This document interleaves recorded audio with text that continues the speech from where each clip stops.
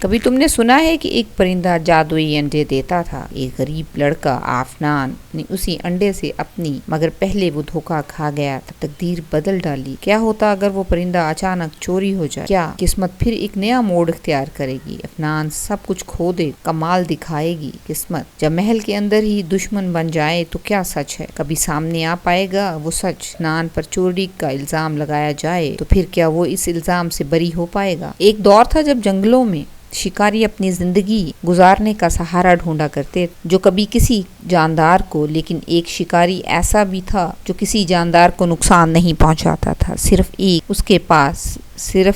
اس کے پاس نہ بندوق تھی نہ تیر، جال اور ایک صرف بانسری تھی۔ وہ بانسری کی دھن پر پرندے اپنی طرف بلاتا، پکڑتا اور پھر ان کو پیار سے کھلاتا۔ مگر قسمت نے ظلم کیا، شکاری بیمار ہوا اور دنیا سے چلا گیا۔ اس کا ننھا بیٹا عفنان اور بیوہ ماں زہرا غربت میں ڈوب گئے۔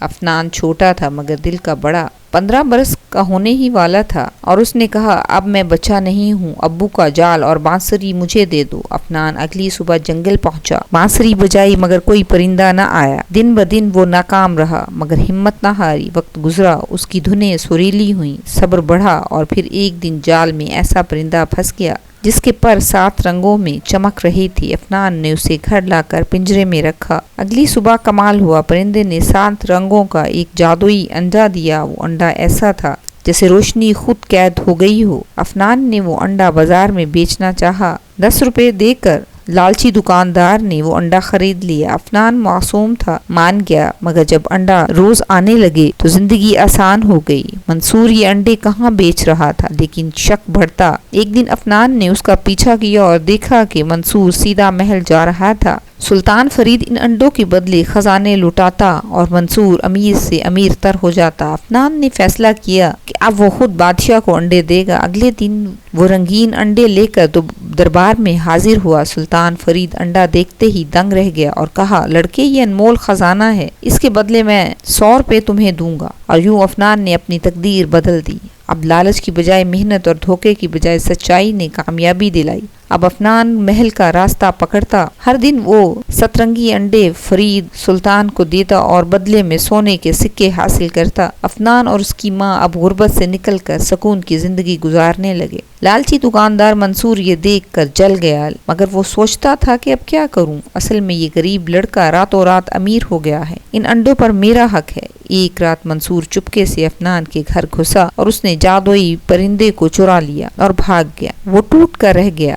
عفنان صبح اٹھا تو پنجرہ خالی تھا۔ اس کی ماں نے کہا صبر کرو، محنت سے ملا ہوا کبھی ہاتھ سے نہیں جاتا۔ عفنان حوصلہ نہ ہارا، اس نے بانسری اٹھائی اور جنگل کی گہرائیوں میں جا بیٹھا اور ساری رات بانسری بجاتا رہا، اس امید پر کہ پرندہ اس کی آواز پہچان لے گا۔ کئی دن بعد ایک معجزہ ہوا، پرندہ قید سے نکل کر خود عفنان کے پاس لوٹ آیا۔ اس کے پر چمک رہے تھے۔ اس نے کہا میں آزاد رہنا چاہتا ہوں مگر تمہاری نیکی اور محبت مجھے واپس لے آئی ہے۔ پرندے نے اپنی چونچ سے ایک آخری 7 انڈے دیے اور پھر آسمان کی طرف اڑ گیا۔ عفنان وہ انڈا سلطان کے پاس لے گیا۔ سلطان فرید نے کہا بیٹے تم نے دولت اور طاقت کے باوجود لالچ کو دل میں جگہ نہیں دی، یہ انڈا تمہاری امانت ہے، اسے بیچنے کی ضرورت نہیں۔ اور یوں عفنان نے دولت کے ساتھ ساتھ عزت اور نام بھی کمایا، خالی ہاتھ، اور جبکہ منصور لالچ کی سزا بھگتتا رہا بدنامی کی صورت میں۔ عفنان کی شہرت اب پورے شہر میں پھیل چکی تھی۔ سب لوگ حیران تھے کہ غریب لڑکا اچانک سلطان کا قریبی کیسے بن گیا۔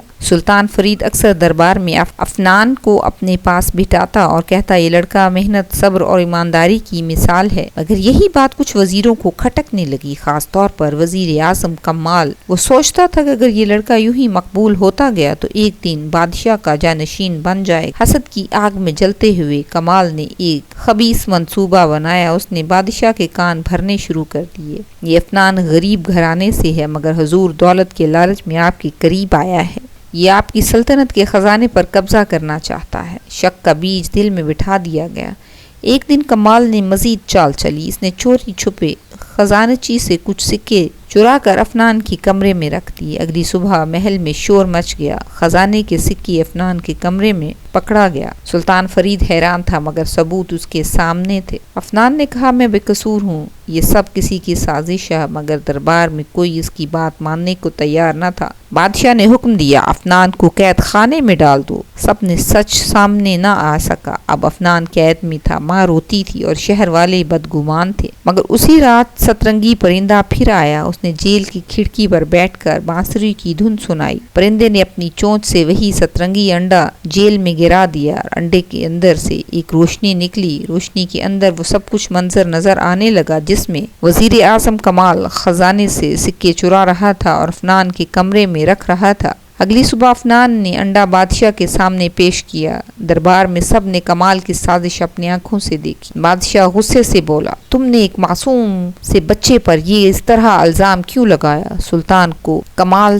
سلطنت کو بدنام کرنا چاہتا تھا، تمہیں جلاوطن کیا جاتا ہے اور یوں افنان بے گناہ ثابت ہوا، دوبارہ عزت کی مقام پر لوٹ آیا۔ افنان کی سچائی سب کے سامنے تھی۔ سلطان نے اسے نہ صرف عزت دی بلکہ کہا تم سچے ثابت ہو چکے ہو، ایمانداری تمہاری طاقت ہے، میری خواہش ہے تم میرے ساتھ دربار کا خاص حصہ بنو۔ افنان نے شکریہ ادا کیا مگر عاجزی سے کہا میں دولت اور عہدے کے لیے سلطان آپ کے ساتھ نہیں، میں اپنی محنت کے ساتھ جینا چاہتا ہوں، میں چاہتا ہوں کہ یہ خزانہ عوام کی بھلائی پر خرچ ہو۔ سلطان نے متاثر ہو کر اعلان کیا افنان کو سلطنت کا خزانچی بنا دیا جائے۔ افنان کی نگرانی میں محل کے خزانے غریبوں کے لیے اسکول، کنویں، مسافر خانے بننے لگے۔ ایک دن سترنگی پرندہ آخری بار افنان کے پاس آیا اور اس نے کہا اب میرا کام پورا ہوا، تم نے لالچ کی بجائے صبر اور نیکی کا راستہ چنا، یاد رکھو اصل دولت انسان کے دل کی سچائی ہے۔ پرندہ آسمان میں اڑا اور غائب ہو گیا لیکن اس کی یاد اور تعلیم ہمیشہ افنان کے دل میں زندہ رہی۔ افنان اور اس کی ماں خوش و خرم زندگی گزارنے لگے۔ سلطنت میں لوگ کہتے تھے یہ وہ لڑکا ہے جس نے پرندوں کے انڈوں سے نہیں بلکہ اپنی نیکی اور صبر سے تقدیر بدلی ہے۔